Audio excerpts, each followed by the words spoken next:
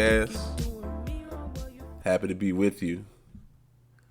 You know, I talk often about how doing this podcast, how I have to call an audible sometimes. And if you watch football, an audible is basically when they change the play at the last minute, at the line of scrimmage, when they get ready to go in one direction, but they see something. And so they go in a total different direction. So I have a confession to make.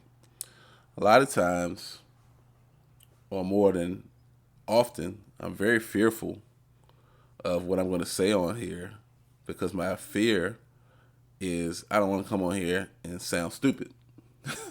So sometimes I play it safe and I'll go down one road and, but, a friend reminded me the other day, and I find it to be true. He said, man, you're so much better when you come from the heart. I find that to be very true, although it's scary. So today's episode is called The Parent Trap. Now, I just recorded an episode that was very, very structured, and I was referring to a book about parenting. And as I was doing it, in the middle of it, I stopped. I wasn't feeling it, and so I scrapped it. And I'd rather come from the heart. So, I want to talk about parenting. This is called The Parent Trap. As a type 5, the most withdrawn type, parenting presents a challenge to me. And it has presented a challenge to me over the years. One of the reasons parenting has presented a challenge to me is because I felt so ill prepared.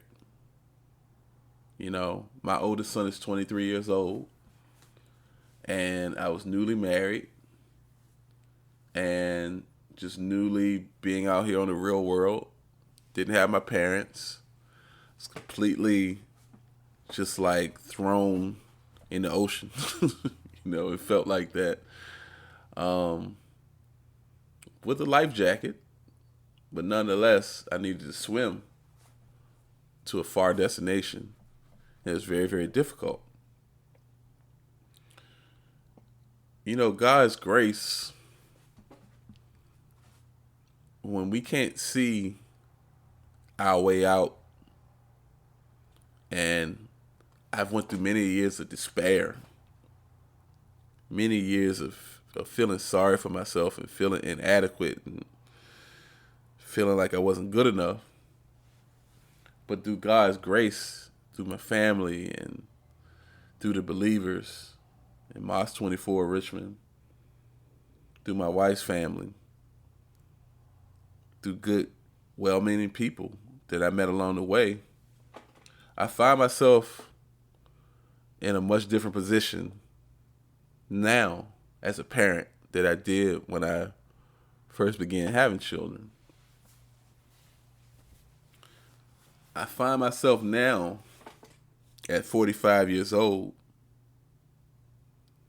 having life experience to refer to when my children come to me for guidance. I find myself learning from some of the mistakes I made. I find myself evolved from the very narrow perspective or the narrow viewpoint that I viewed life at in my 20s. I find myself discarding dogma when it overrides compassion, when it overrides what's pragmatic. One of my good friends, Donald, and I love this quote. He said to me one time, he said, parenting is easy if you're not a hypocrite. He said, you want to know what to do when your child does something? He said, just think about what you did at the same age they were at.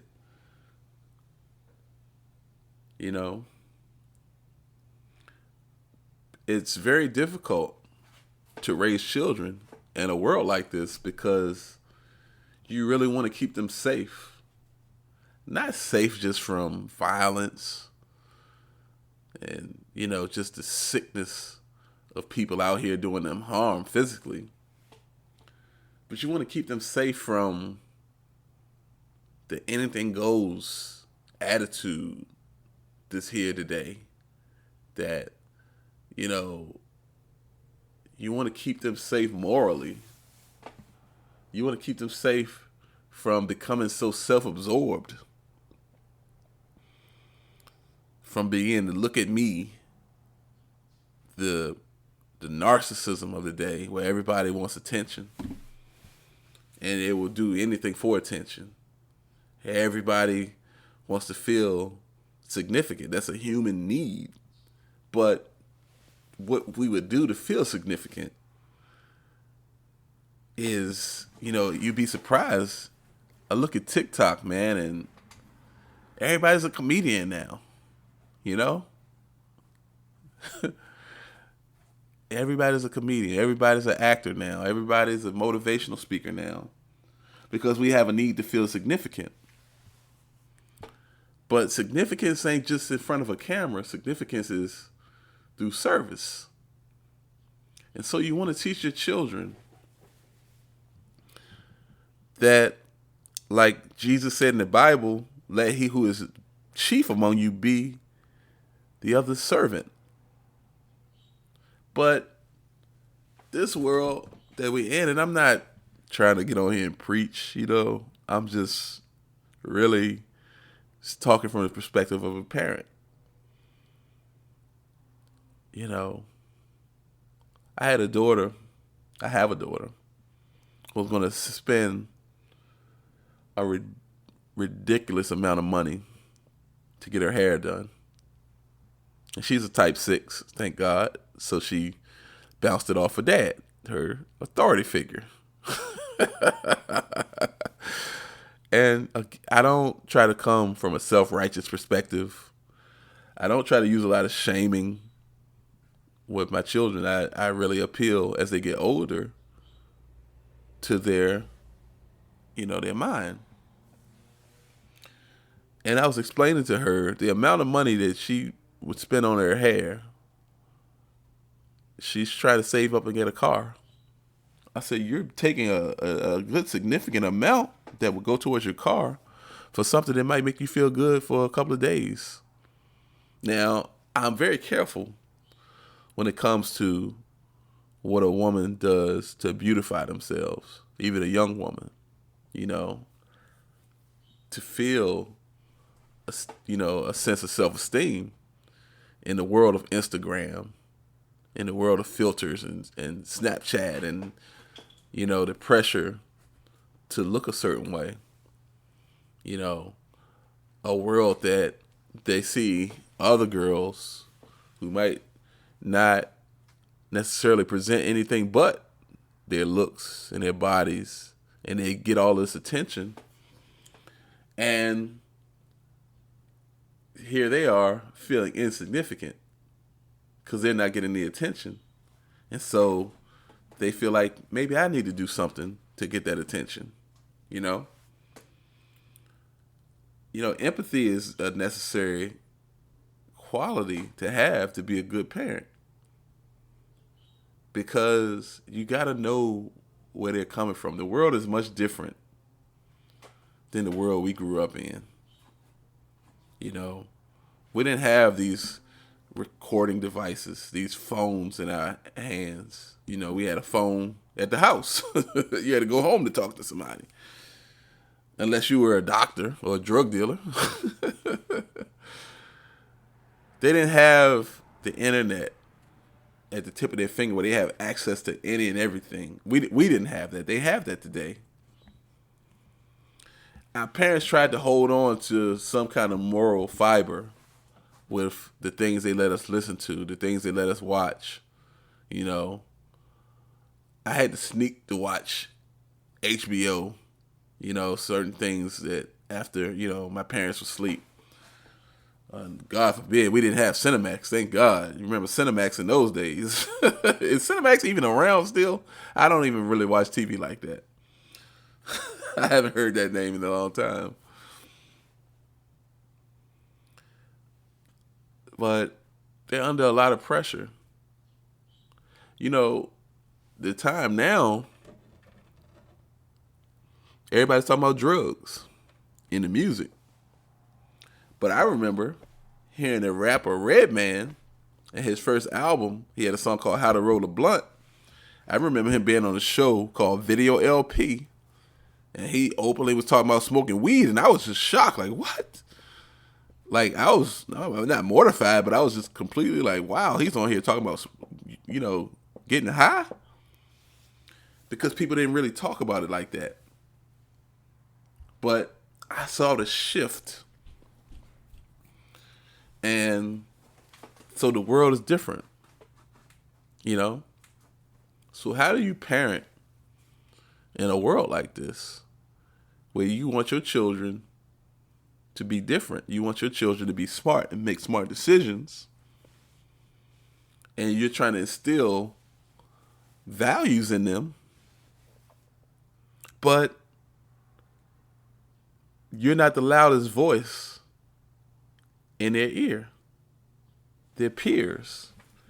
And their peers might not be in environments that are trying to water and make them the best human being they could be. They could be in broken homes, homes of abuse and homes that anything goes.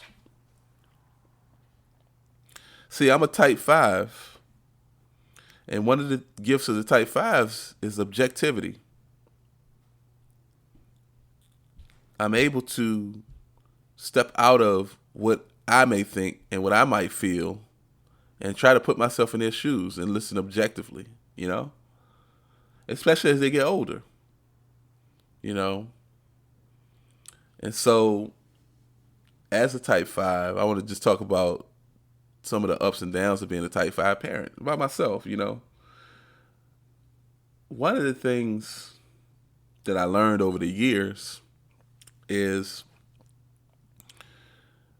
being present is such a challenge for me.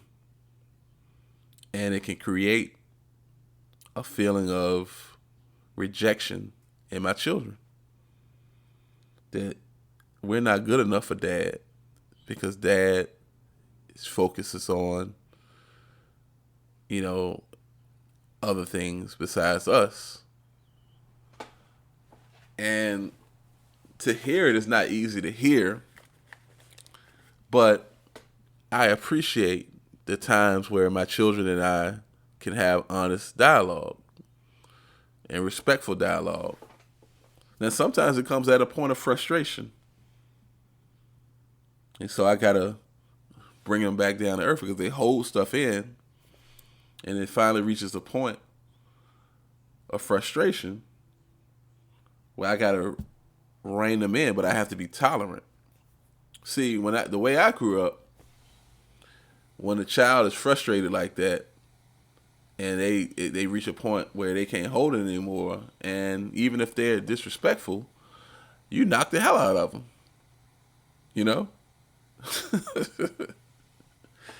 I don't do that. I do reel them in, but because you're not going to be disrespectful. But if you're frustrated, then I understand and I'm tolerant. But we got to get it to a point where we're respectful because I don't do the yelling back and forth stuff.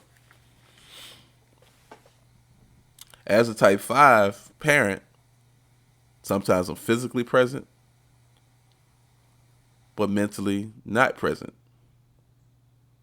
And how does that make a child feel when their father is physically present, but his mind is a million miles away from it? But unbeknownst to the child, they don't know why, and they don't necessarily have the understanding.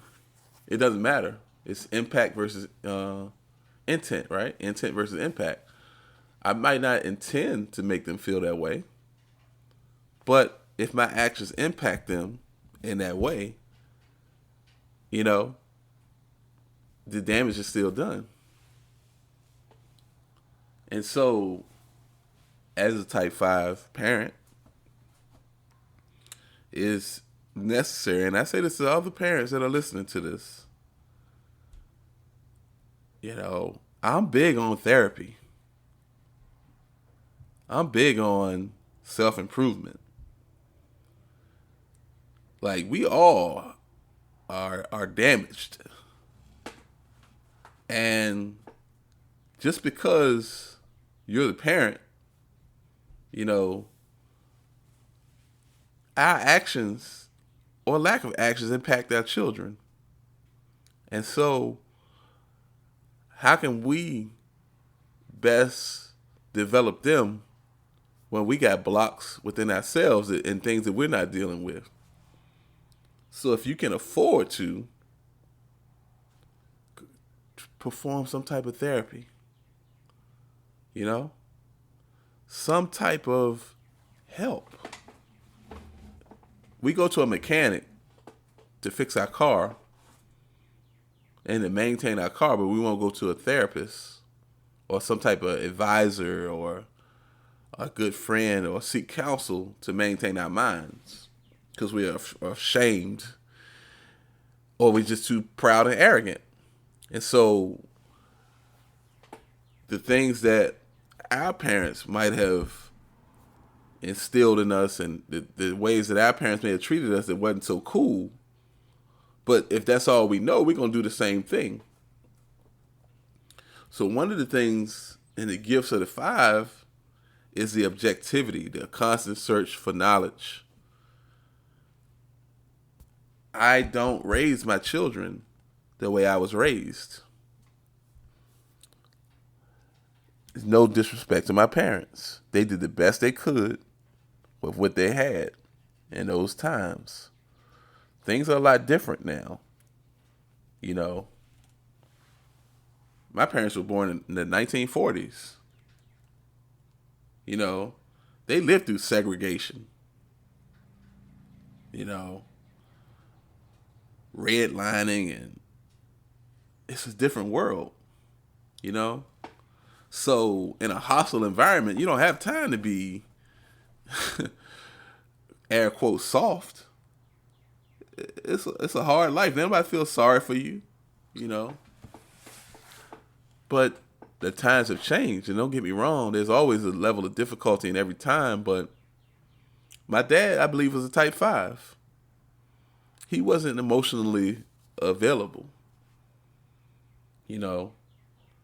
and I needed that. We all needed that. And my mom, I believe, was a type 2, the most loving type, but because of conflict between them, by the time I came around, that love was not completely, but just almost completely like squeezed out of her. Being in an unhappy marriage, an unhealthy marriage. And subconsciously, we can mirror, whether it's good or bad, we can mirror the behavior that we saw growing up. And bring that behavior into our present reality, into situations that, is not necessary. So as a type 5, type 5s, we deal with avarice, stinginess. I can be very stingy with my time, But it's not out of the sake of just being stingy. It's out of the sake of I'm not enough. I don't have enough. I'm not good enough. I talked to a good friend last night, and he shared something I'm going to share with y'all about depression. And I don't want to offend anyone. This is not to judge. This is just an observation that he made. And I'm someone who deals with depression. So I want to share this with you. He said, when you're depressed, I'm paraphrasing it. I hope I don't mess it up. A lot of depression is rooted in you're just thinking about yourself, you know? But when you're in the service of others, it's hard to be depressed while you're in the service of others. Now, I agree with that to an extent because there are people who deal with prolonged depression and like myself, I think it's an oversimplification, but I still could dig what he's saying. It's just, you have to be careful with stuff like that because it can oversimplify something. But when I'm in the service of other people in that moment, I'm not thinking about me or my problems. But it's still me not dealing with the root cause of what may cause me to be depressed. As a 5, or a person who leads with the type 5 energy, my personality structure is me constantly running away from people because I don't feel like I'm enough. I don't feel like my needs are important. I don't literally run from people, but there's a fear of I'm not enough. Another breakthrough I had, I lead with the social instinct. Okay. Which subconsciously I'm always worried about how I'm seen and how I fit in the group. One of the things I realize is subconsciously I always feel like I have to be interesting when I'm talking to people. I don't know how to just be there and be mundane and it's got to be interesting. It's got to be like entertaining. You know what I'm saying? I realize I do this. I perform sometimes. And as a parent, your child sometimes just wants you there. I don't have to perform for them, but I'm bringing up these issues that I have to show how they may be blocks and barricades that keep me from real connection with the people I love. Okay? We have these barricades. We have these blocks. And our children, they really just want us. And so, one of the things I'm learning is to be more present. And this ain't just to learn, just to say, oh yeah, this is what it is. And just like psychological pornography, you know what I'm saying? Or like Michael Savage has his book, Psychological Nudity, where you're just exposing yourself like, oh yeah, I'm doing this and I do that just for the sake of, saying I'm being transparent. Like that's no good either, But it's to learn and do better. One of the things in this book about parenting I was reading the Enneagram was talking about how type 5s, we tend to gravitate toward the older children, because the older children can grasp concepts, we can talk. And for me, yeah, it's like I love to mentor. When they get a certain age, especially young adults, I'm more so mentor, I'm more so coaching at that point. They're making their own decisions, and they might bounce it off of dad, and this is what I would do. But with the younger children, it requires a different skill set. It requires showing up and just being present. That's not my strength, but I have to do better with that, And so I wanted to come from the heart and talk about parenting, One of the things that I grew up with, and I try my best not to do, is to invalidate how my children may feel. Sometimes it's hard for us to listen to them expressing themselves, especially if it's not presenting us in the best light. But as a parent, if you're listening to this, understand my voice. I don't care what your Enneagram type is. You know what would give your children, especially as they get older, much more respect for you?